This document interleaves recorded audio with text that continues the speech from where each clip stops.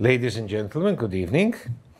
I am very privileged to start this event, and I'm twice privileged because I would like to dedicate this event to the memory of Vartan Gregorian. Usually, a historian has his views on the past, because a historian is someone who examines the past. Vartan Gregorian was a unique example, one of the unique examples of being a historian who always had his views on the future. He was always thinking about the future. He was one to establish and fund and help to operate educational institutions, educational programs. And he also was a visionary. To be a visionary, you have to think about future and have your views on the future. He was really, and he was one of the biggest visionaries of our time. I am very proud to dedicate this event to him. Yes, and to echo that, I was very privileged to know Vartan Gregorian. He supported all of our work, and it's very good to remember him fondly this evening in Yerevan.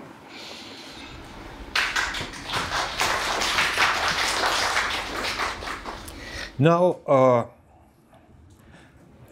I mean, it's a second privilege because we with Tom are long-time friends. We are friends for decades. And honestly, I didn't know until recently that Tom is so very interested in the Russian poetry, specifically in the poetry of the Silver Age, Серебряный век, that he managed to translate for me. Mandelstam is one of Russian authors who is the most difficult to be translated into any other language. Because Mandelstam feels the words. He plays with words and sounds, and he's very delicate in playing with words and sounds. So, Tom, there are two questions, one after another. One is, what is Tristia and why Tristia? So it's already two questions, but there will be a second one coming. Okay, thank you, Mark. I'm also going to say a few words of introduction.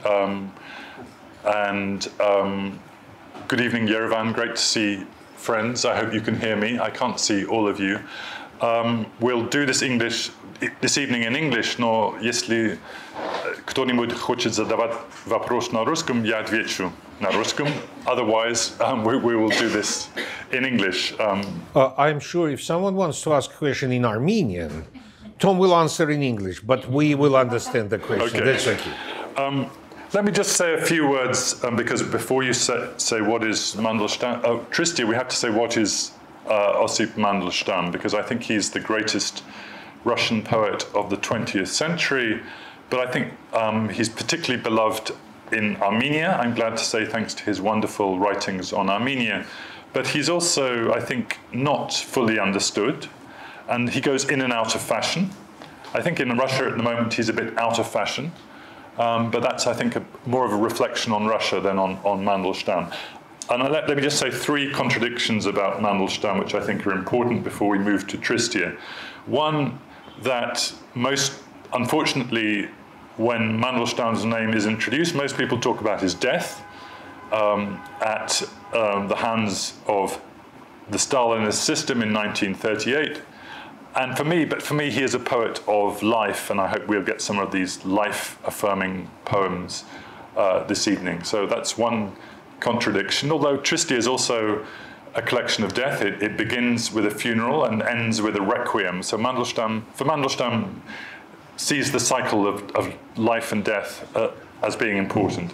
Secondly, he's a modernist poet.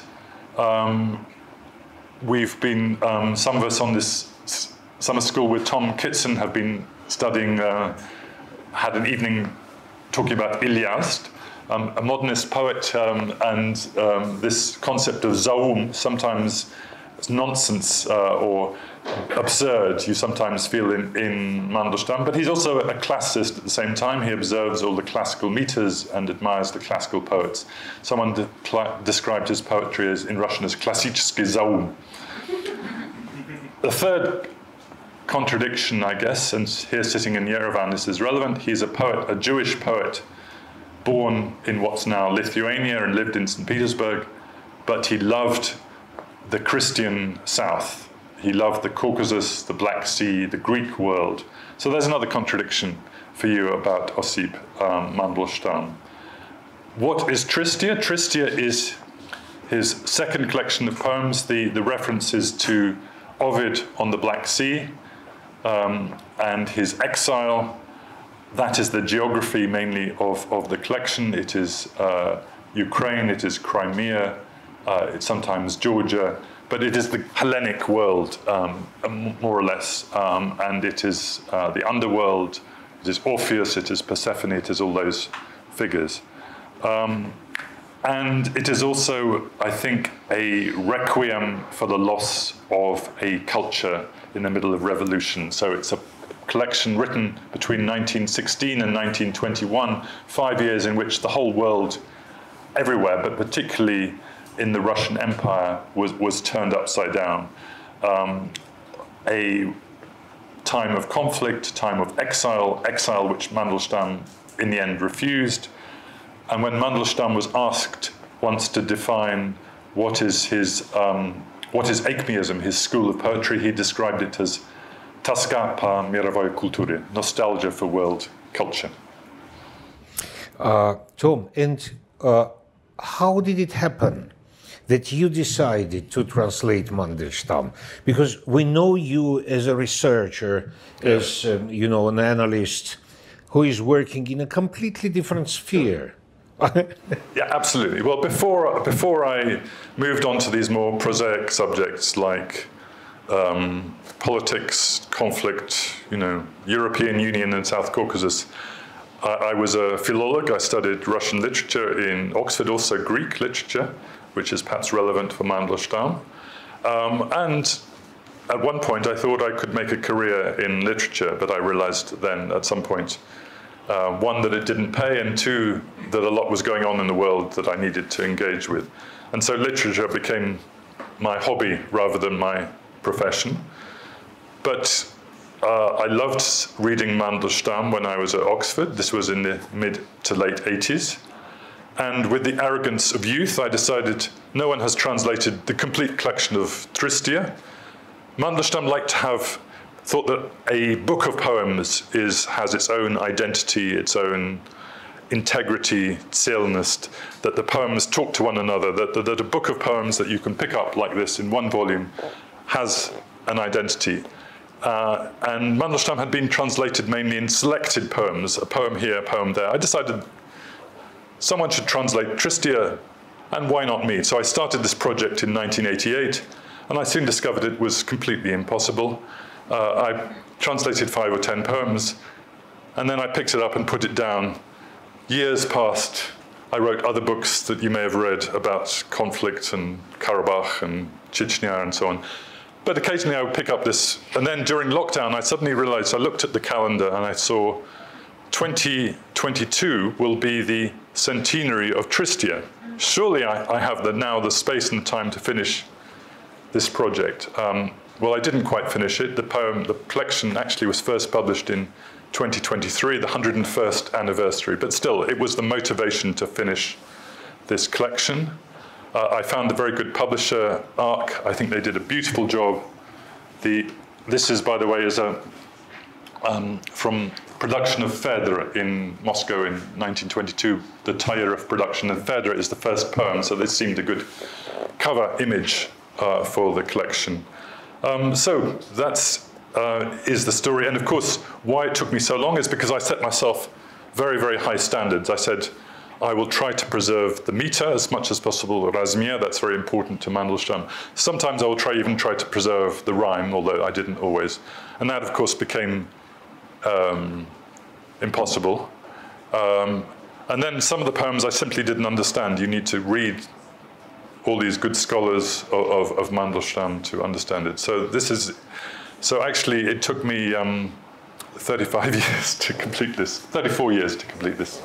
Well, yes, but 34 years, I believe it's very good for a project because you are maturing, you are starting to see things differently and maybe better and maybe understand them deeper than you did when, you know, in the younger years.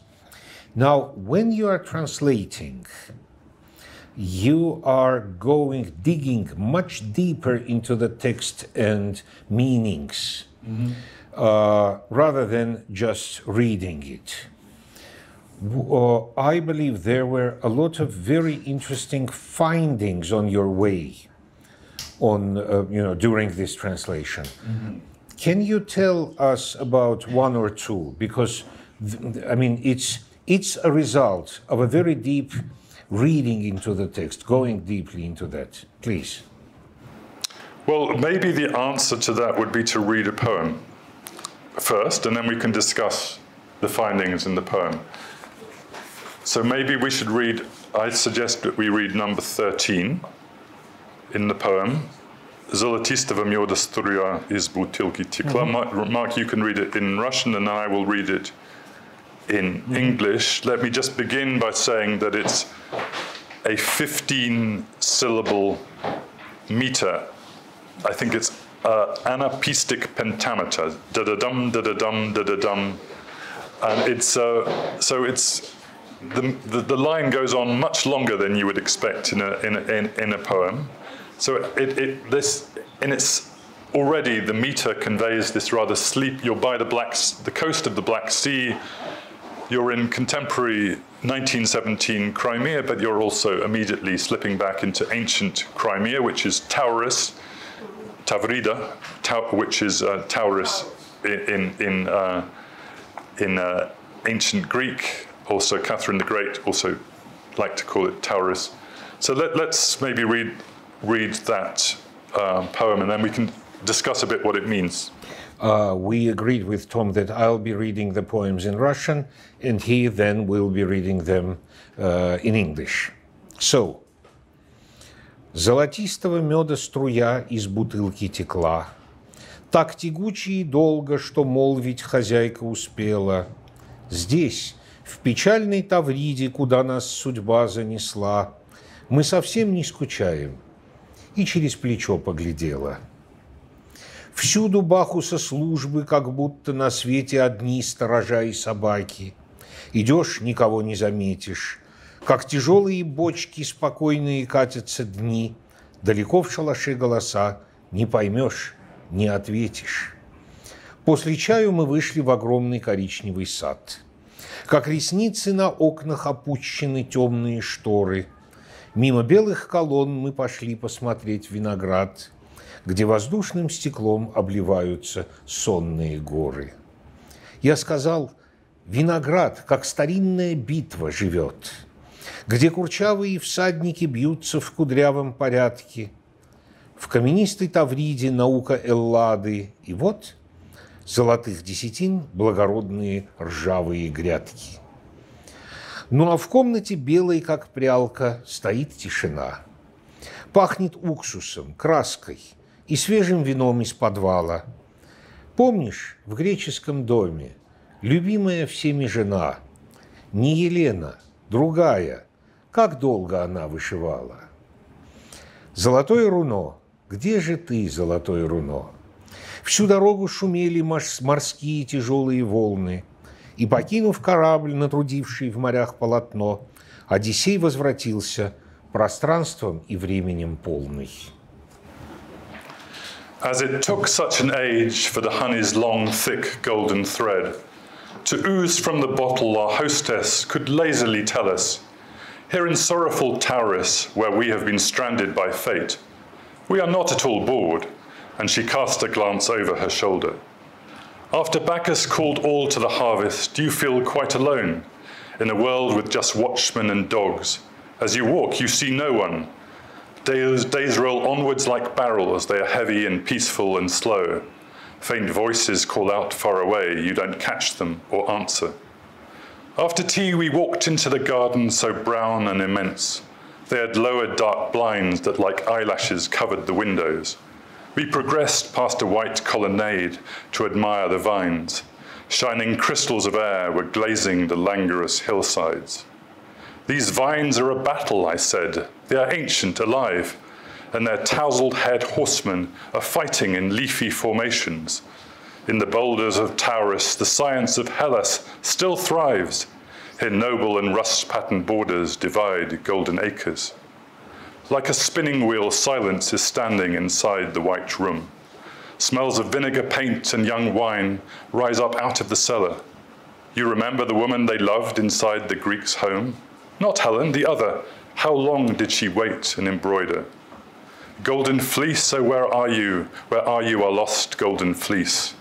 Heavy sea waves were thundering loudly throughout the whole passage, and forsaking the ship that exhausted its sail in the seas, in the end old Odysseus returned, filled with time and great spaces.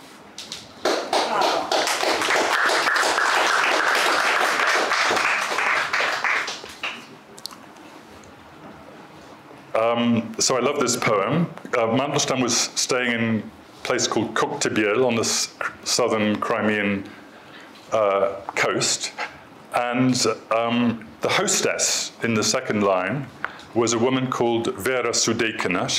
The hosts were Sergei Sudekin, who was a famous artist and theater designer, and Vera, his wife.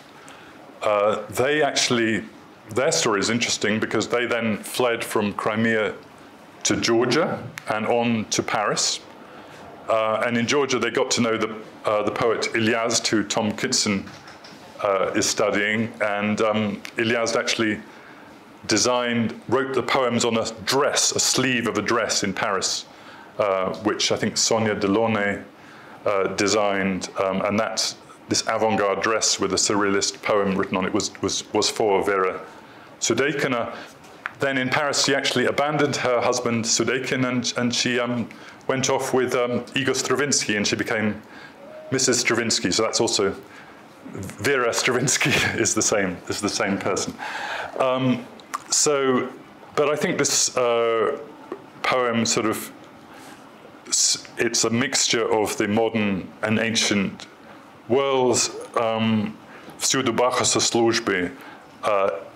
People couldn't understand what was going on until I read a study by two Ukrainian scholars, which I dig this out, which explains that that in the summertime, all the young men were working the vineyards. No, the towns and beaches were empty because they were all working hard in the vineyards, which is why I had to translate that as after Bacchus called all to the harvest. They're just drinking, Tom. They're just drunkards. Well, I'm No. It's not as straightforward as that. Well, I'm sure they are working, and I'm sure they are also drinking. Bacchus slujby is work, and then when you finished your work, you can drink as well. It's both, I'm sure. It's let me add a couple of words. Drinking starts somewhere in early November, when the new wine comes. Good point. Yes. Okay. Yes, and before that, you have to work to have that wine happen. It says it smells from the cellar, so there was a wine already. Yeah, that was. Of course, of course, it has to be. There's a lot, and interesting. What was the myod in the first line? Is it honey or is it mead? Is it alcoholic?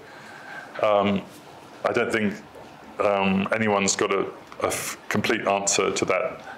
Of course, lots of classicist poets were very sniffy about this poem because they said that Helen did not embroider. Of course, Penelope did. It was. I mean, the one не Елена, другая как Не долго. Елена, But she didn't вышивала. She didn't embroider. But she did. But she didn't. She actually spun. She didn't.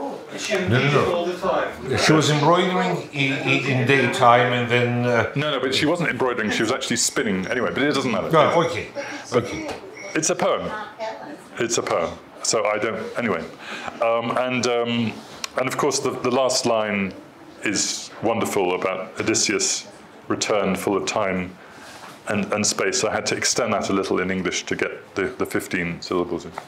And you know, there is one element of this poem that even now, when we are listening to it and listening to the translation, we are starting to argue with each other about the meanings, which gives us also, I believe, a very important sniff of Mandelstam's poetry, because his verses are always full of different meanings. He puts a lot of meanings into one verse, and then how are you translating exactly? Мед, золотистый мед.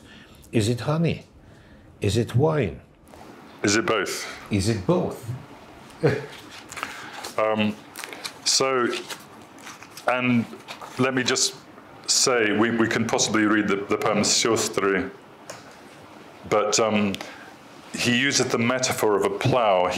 So in his essay, The Word and Culture, he says, poetry is a plow that turns up time, such that the deepest strata of time, its black earth, emerged to the surface. And so then he also says, we often hear, this is good, but it belongs to yesterday. I answer by saying, today has not yet been born. I want Ovid, Pushkin, and Catullus to live again. I'm not satisfied with the historic Ovid, Pushkin, Catullus. I think what he means here is that poetry is a plow that and he's digging up all the ancient poets and making them contemporary again. So it's all these different layers of meaning. Also, a lot of these poems are in the first person. They are I, they're ya. And it's obviously, at one level, it's Mandelstam, but then he's also impersonating, he's ventriloquizing. In the title poem, Tristia, he's being Ovid, and yet he's also being Mandelstam. So there's layers of meaning here.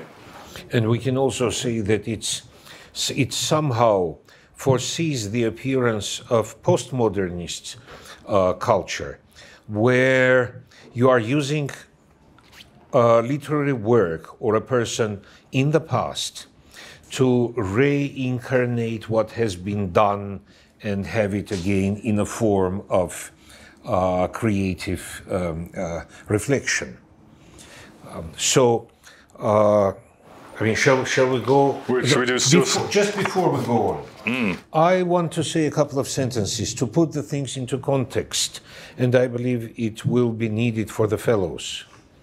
Koktebel, in early 20th century, was a place for the Russian creative intelligentsia to gather around in summers and also parts of autumn. There was the house of well-known poet and painter Maximilian Voloshin, a big house which was hosting basically everybody that could find a place. And of course, there were houses of other artists and actors and poets surrounding him. And Voloshin was the center of the whole company. He was always known as the one who inspires the creative output of these people. Now we're going forward, and this is my suggestion, Tom, number 20. Oh, okay. I was going to. Okay. Okay. This is definitely Zaum. Mandelstam has a fever in 1918, and he dedicates this poem to Anna Akhmatova. Что поют часы кузнечик? Лихорадка шелестит, и шуршит сухая печка. Это красный шелк горит. Что зубами мыши точат, жизни тоненькое дно? Это ласточка и дочка отвязала мой челнок. Что на крыше дождь бормочет? Это черный шелк горит. Но черемуха услышит и на дне морском прости. Потому что смерть невинна, и ничем нельзя помочь, что в горячке соловьиной сердце теплое еще. Hear what the fever whispers and the cicada clock trills. The dry stove crackles. Listen, a fire of burning red silk. The mice's delicate molars gnaw the flimsy base of life. See the swallow and her daughter cut my little boat adrift. On the roof the rain is grumbling. It is black silk on fire. My cherry will here forgive me, even on the ocean floor. Death is a blameless endeavour. There's no help. Admit defeat. Even in nightingale fever, you can hear the warm heart beat. Nightingale fever, Tom, that's fantastic for me. So just a little more. I mean, this is really the most absurdist poem but he, Akhmatova actually wrote about this poem. She said that she had a fever and they sat in front of the fire, which maybe the krasny shulk, that she imagined that the fire was a red silk. But the rest of it, I mean, it's really, we're really. Then it comes the black silk yes, on exactly. the roof. Yeah. And that, I know they probably don't have anything in common, but the famous film Color of Pomegranate, one of the most famous scenes in that film is how the princess is showing embroidery, you know, covering part of her face. And first it's white, then comes red, and then comes black. Maybe we should do because I've referenced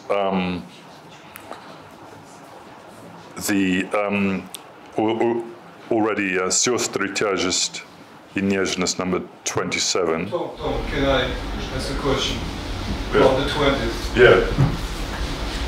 Please. Be critic, there is one error which was reflecting in English translation actually. В оригинале «но черемуха услышит и на дне морском простит». It's not a request for forgiveness. Eventually, Mandelstam, it is forgiven already. So, well, I mean, you should check. Well, of course, there are some different разные чтения. Нет, есть академическое. Это просто это меняет смысл. Well, sure, for sure. В принципе, это не умаляет зрелости твоего перевода. В оригинале это очень важно. Мандельштам, в принципе, не просит никогда ничего, он не смеет ничего просить. Исключает возможность, что он чего-то просит. Он слишком смиренен, слишком велик для этого. Okay. Все уже прощено. Это очень важный момент. Это не смысловое, это метафизическое значение. Можете, кстати, проверить, но на самом деле черемуха, она уже простила. Okay. Number 27. Number 27 is full of what in English we call oxymorons, paradoxes, things which shouldn't be combined but are. And the Mandelstam has a lot of these. The whole first poem begins with a черное солнце, a black sun. So this poem has a lot of them. But Сестры, тяжесть и нежность – одинаковы ваши приметы. Медуницы и осы тяжелую розу сосут. Человек умирает, песок остывает согретый, и вчерашнее солнце на черных носилках несут. Ах, тяжелые соты и нежные сети! Легче камень поднять, чем имя твое повторить. У меня остается одна забота на свете, золотая забота, как времени бремя избыть. Словно темную воду я пью помутившийся воздух. Время вспахано плугом, и роза землею была.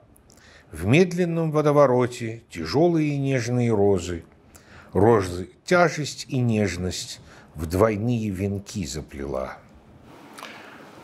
Heaviness and gentleness, two sisters and one sameness. The wasps and white-tailed bees both drink a heavy rose. A man is dead, the heat inside the sand is fading. The son of yesterday is born on a black hearse. Oh, the honeycomb that's heavy, nets that are gentle. It's easier to lift a stone than say your name. My sole remaining care upon this earth is golden. How do I escape from the burden of time?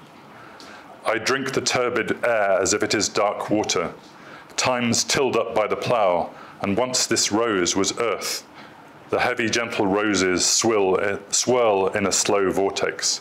Heaviness, gentleness, twined in a double wreath.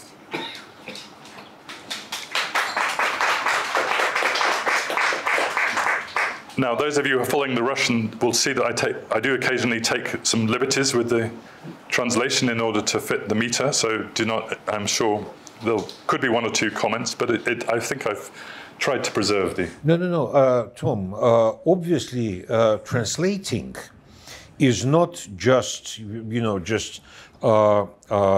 changing one language to another. It's also bringing the poetry into the British culture, the English culture. And it's also about bringing the poetry into the English poetic tradition and culture. So you are not obliged to repeat word by word and do very simple type of translation. I think that, this feeling of being in love, which is «Ах, тяжелые соты и нежные сети, nets that are gentle, легче камень поднять, чем имя твое повторить». This is, a teenager deeply in romantic love. And I believe it's very good in English. It's easier to lift a stone than say your name. That's fantastic. And there's also a bit of a pun there, because Stone was the first name of his first collection, so possibly he's playing with that, the fact that... and of course, in this collection, the sun is usually a reference to Pushkin, who he adores and worships so much that he doesn't ever name him, but the «Вчерашнее солнце на черных носилках несут» is probably a reference to Pushkin. Do you think we need to throw it open, or do we talk a bit more? I'm very happy to throw the floor open. And if you have any preferences, or if you want us to read any of the poems and then comment, Tom, I believe, is ready, and this is a very rare opportunity to have him read his translation and comment. Yeah, we're the band that does request. Let me say about number 10. It's so let me just wind back a little. Tristia was published in 1922 in Berlin without Mandelstam's permission. His friend Mikhail Kuzmin, the poet, went up. Mandelstam gave him and said, "This is going to be a collection of poems." Kuzmin was in Berlin. He went to a publisher. He showed the publisher these poems. Publisher said, "We'll publish it." And Kuzmin, without asking for Mandelstam's permission, it was published in Berlin, which was a little exceeding his authority, but it was probably a good thing. A few more years with censorship in Russia, it would have been difficult to get it published. But the result is that it was published a bit in a jumbled order. There's a collection of love poems in which the final parting love poem happens in the middle, for example. And there were also poems that Mandelstam composed in that era, which he hadn't given to Kuzmin, and which weren't published, and which were only published much later. And a couple of those I included in this collection because I thought they shouldn't be left out. And one of these is this rather enigmatic poem, number 10. Madrigal. Дочь Андроника Камнена, византийской славы дочь, помоги мне в эту ночь солнце выручить из плена. Помоги мне пышность тлена стройной песнью превозмочь. Дочь Андроника Камнена, византийской славы дочь. Madrigal. Andronicus Comnene's daughter, daughter of Byzantine fame, help me this night to unfetter and release the captive son. Help me with my measured song to subdue this rotten grandeur. Andronicus Comnene's daughter, daughter of Byzantine fame. You know, Tom, if I was, if that was my profession, or if I was teaching Mandelstam in a university, I would ask probably my students to think about the sun, образ солнца, the sun, colors of the sun, and what is happening with the sun in Mandelstam's poems in Tristia. And when we can say that in certain aspect he refers to the sun as to Pushkin, where does it go to Pushkin and where it is a symbol? Because there is another poem. It's more than just Pushkin, it's many things, yeah. Yes, there is another poem about a black sun rising over Jerusalem. Yeah.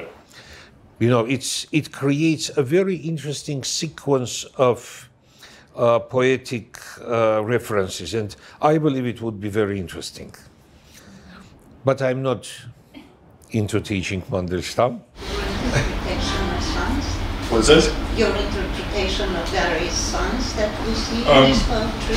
There's many different suns. There's a sun which is a reference to, in the first poem, it's a black sun, which is Phaedra, and that may be a reference to the sun god, the death of the sun god, and I don't know, he's playing this image of the black sun continues throughout the collection, and it seems to be the sort of, he seems to be saying we are living in the era of the black sun, where the light is blotted out, where the sun, you know, where there's this radical change, revolution, war, upheaval, paradox, that seems to be a kind of general theme of the collection. And I think he possibly got that first from Phaedra. There is also one very interesting thing in Tristia that I noticed when I was preparing to this meeting, to this event. Mandelstam is a fantastic master of creating the first line. Just the first line. You know, he goes, you read his first line of a poem, and then you don't need the rest of it because it's already enough. Я изучил науку расставания. I mean, that is it. That is the poem. That's what the exile has to do. The person who leaves his country has to изучить науку расставания. В Петербурге мы сойдемся снова. В Петербурге мы сойдемся снова. Fantastic. I'm actually going to change a word in this because it was pointed out to me that he's learned the art of separation from these women weeping, and I think "by" was not the right choice of word there. So I'm going to. So this is this is Ovid by the Black Sea, who is remembering Rome and his girlfriends in Rome, and it's also Mandelstam, I think, after a night with a girlfriend, projecting onto Ovid. But then, of course, it also becomes about the whole loss of the ancient Greek world. So it's about, you know, three different stories superimposed on each other in this poem. Я изучил науку расставания в простоволосых жалобах ночных. Жуют валы, и длится ожидание, последний час вигилий городских. И чту обряд той петушиной ночи, когда, подняв дорожной скорби груз, глядели вдаль заплаканные очи, и женский плач мешался с пением муз. Кто может знать, при слове расставания, какая нам разлука предстоит? Что нам сулит петушье восклицание, когда огонь в акрополе горит? И на заре какой-то новой жизни, когда в сенях лениво вол жует, зачем петух глашатой новой жизни на городской стене крылами бьет? И я люблю обыкновенье пряжи. Снует челнок, веретено жужжит. Смотри, навстречу, словно пух лебяжий, уже босая Делия летит. О нашей жизни скудная основа, куда как беден радости язык. Все было встарь, все повторится снова, и сладок нам лишь узнавание миг. Да будет так. Прозрачная фигурка на чистом блюде глиняном лежит, как беличья распластанная шкурка, склонясь над воском, девушка глядит. Не нам гадать о греческом Эребе. Для женщин воск, что для мужчины медь. Нам только в битвах выпадает жребий, а им дано, гадая, умереть. Tristia, I have learned the art of separation. From weeping in the night, long hair let down. The oxen chew and expectation lengthens, one final hour of vigil in the town. I venerate the cockerel's night chorus, the traveller's sorrow added to his load, as women's sobs blend with the muses singing, and stricken eyes gaze at the distant road. Who knows, hearing the word separation, what brief or final parting it foretells, the meaning of the cockerel's proclamation as fires are burning in the citadel, and in the dawn of a new life beginning, the ox is chewing idly in his stall.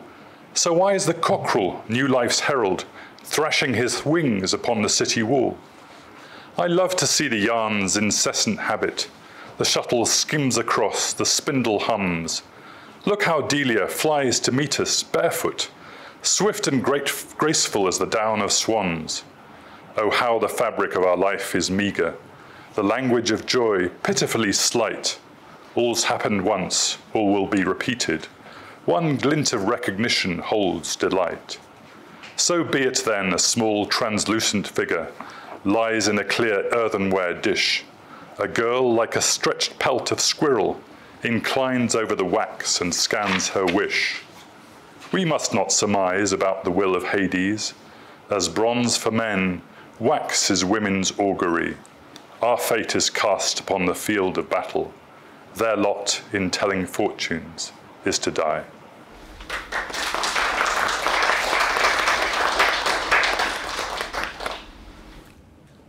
Let's do another one. And then probably, if you have questions, I mean, don't hesitate, please. Yeah, please. Yeah, there's a question here. Mm-hmm. Would Mandelstam have read classical poetry in Latin or Greek, or would you have read it in translation in Russian? Both, I think, is a good question. He went to the Tenishev school in St. Petersburg, which was a very serious school where you got a good classical education before the revolution. He was there a few years ahead of Nabokov, who also went to that school. I think they may have had some of the same teachers. So he definitely learned his classics, although he wasn't a classical scholar. He was a poet, but yeah, he would have learned. I believe that he read Ovid in Greek, in Latin, and in Russian also. And also, there is another very interesting thing, the influence of Tristia on Josip Brodsky. It's another topic to deliberate with the students. First of all, I want to say that publishing the translation 101 year later than the original is some shadow of Mandelstam's fate. For example, he decided to come to Armenia exactly in 100 years after Pushkin, but in fact he came 101 years later. And the question is, nowadays poetry is translated to English usually without observing metric and rhyme. I wanted to ask if your heroic decision to keep it was changing from late 80s till now.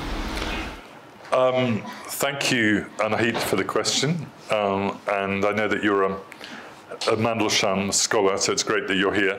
No, it was from the beginning.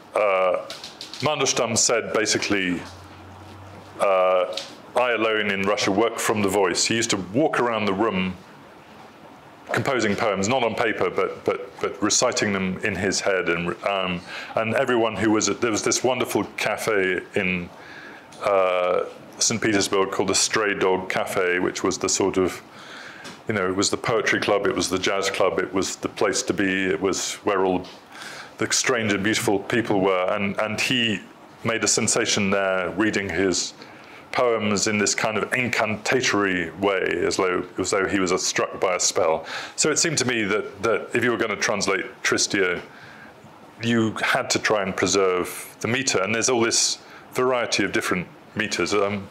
So that was from the beginning. That was the decision, and maybe if I hadn't tried to do that, I would have done it in 4 years and not 34.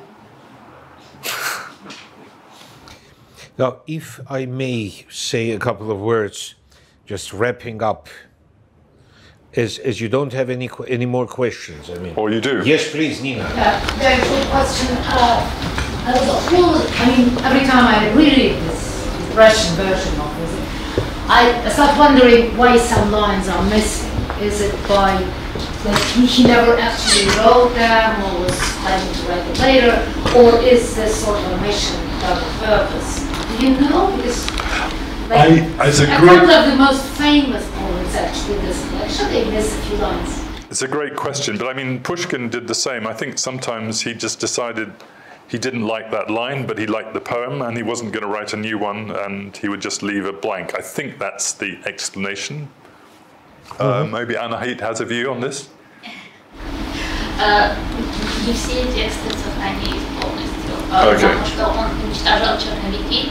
В ряде случаев он целенаправленно их уничтожал, в ряде случаев это произошло в результате арестов, простите, я на русском.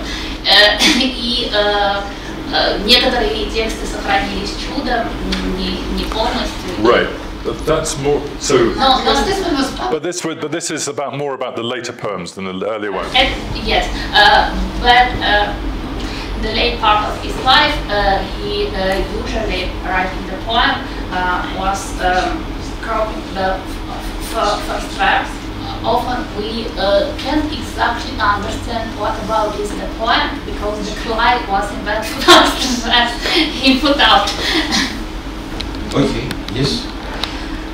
Nadezhda Mandelstam mentions on the very same subject that his friends, the closer circle, you all know, memorized the poems just to be preserved, right. Because, as you have correctly mentioned, many were destroyed deliberately.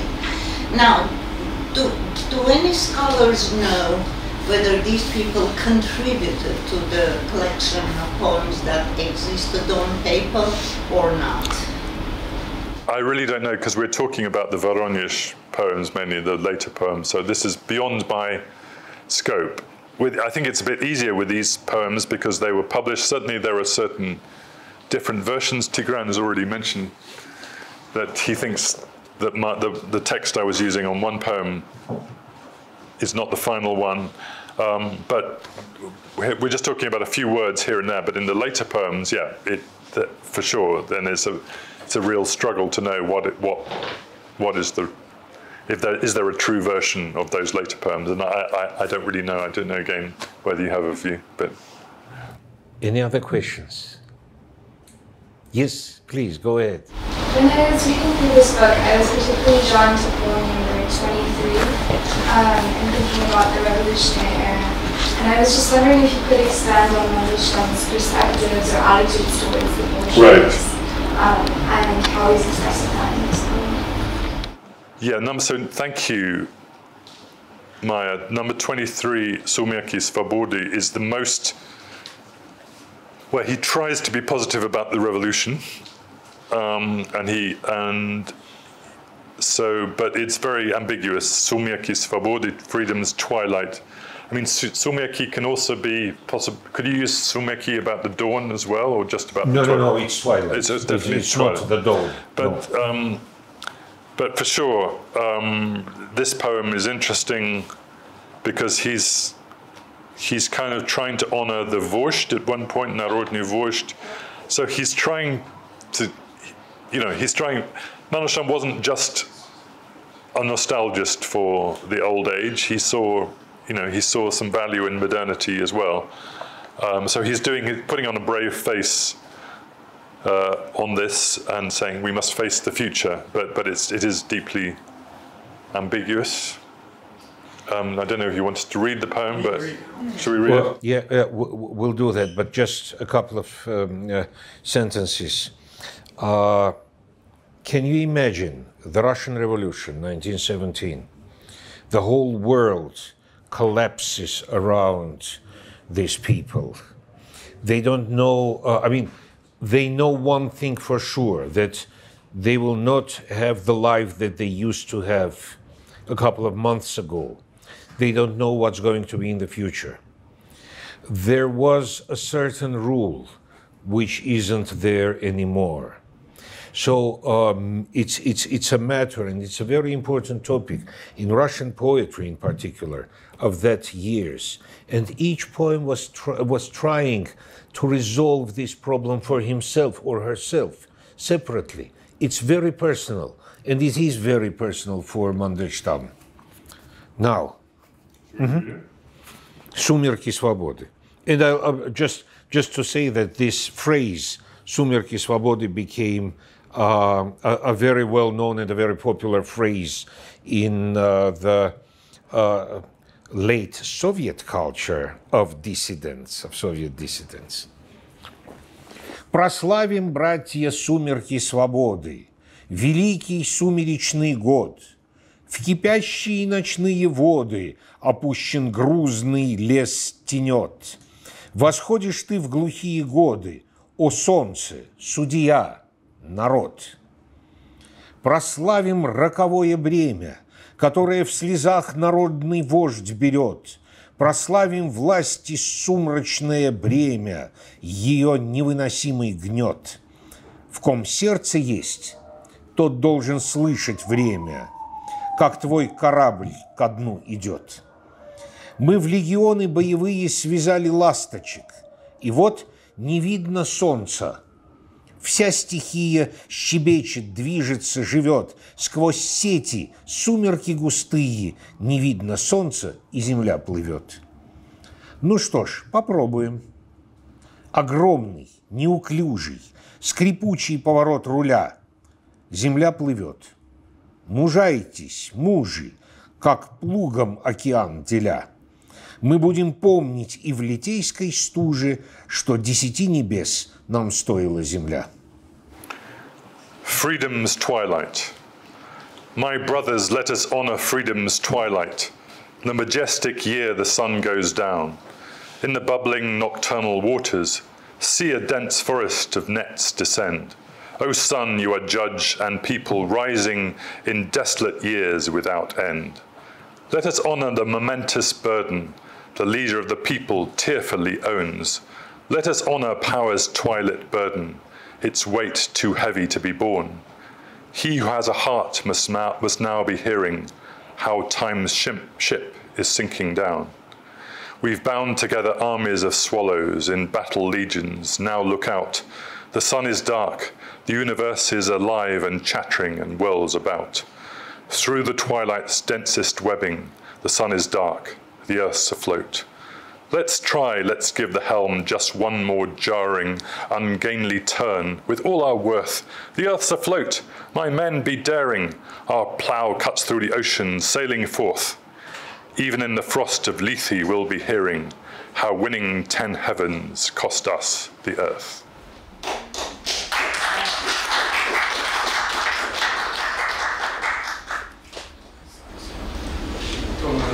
Personal question.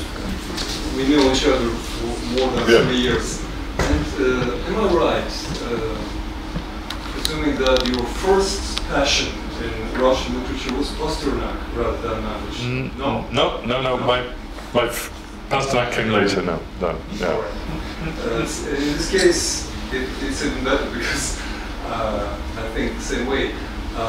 You maybe remember Nadezhda Mandelstam in her memoirs described the words of their common friend Anna Akhmatova that some like tea, some like coffee, some like Keslam, some like dogs, some like Armenia, some like Georgia. And she mentioned Pasternak saying Boris Leonidovich prefers Georgia. We, together with Osip Mandelstam, always loved Armenia. So why Mandelstam, not Pasternak? Well, I love, there are four poets of that age who I love. Mandelstam, the one I read most deeply, but also Akhmatova, Pasternak, and Tsvetaeva, I think, who was also a great poet, who I probably know the least. I think poets are people too. They like to play games. Mandelstam definitely loved Armenia, but he also spent probably more time in Georgia. He spent time in Georgia in 1920 and again in 1921. We were just in Batumi, and he was actually several months in Batumi. But maybe it was quite a difficult time of change and turbulence and poverty. So there are very few poems about Georgia. There's also there's very good prose about Georgia, but he certainly befriended the Georgian poets at the time. Armenia, for sure, he had this deep longing to come to Armenia, and when as a member of the Writers' Union, he asked and asked again for permission to come to Armenia, and finally it was given. As he said, he came in, was it 1930 or 1931? 1930 or 1931? When did he? I thought 1930. 1940. From 1940. Okay. Anyway, he came, and obviously Armenia was incredibly important for him because he'd had this writer's block for 5 years. He hadn't written a word. And in Armenia, he started to write verse again. Armenia reinvigorated his inspiration, and some of his greatest work is both the Armenia poems and also the incredible, his best prose work, Puteshestvie v Armenia, which is also a kind of answer, homage to Pushkin. So yeah, absolutely, Armenia was incredibly important to him. And I think the feeling is, I'm sitting with Armenians, I think the feeling, I guess, I get the impression the feeling is mutual. Armenia was important for Mandelstam, and Mandelstam is important for Armenians, and as a whole, many Russian-speaking Armenians, as it were, particularly rediscovered their country through Mandelstam. Yeah. Absolutely, it's very mutual. And Armenians of my generation, they were discovering and rediscovering Armenia through Mandelstam's poetry and through Mandelstam's views. So maybe that's a good place to stop. Yes, but we're not going anywhere. Yes, but I want to abuse now a little bit my position and say it's wrapping up this event. I have to say that Tom de Waal has undertaken a very, very difficult task. It was a very difficult challenge, which took him 34 years, a whole life, a lifetime. And Tom, it's a good book. It's a good translation. I cordially congratulate you with it. Thank you. It's a success indeed.